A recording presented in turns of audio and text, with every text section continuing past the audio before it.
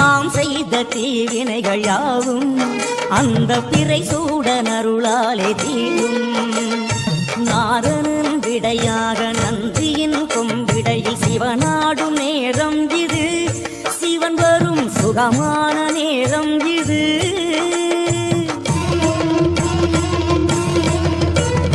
கருணாகரன் சுத்த சிவமானவன் கருணை பொழிகின்ற நேரம் இது, வரம் தருகின்ற நேரம் இது.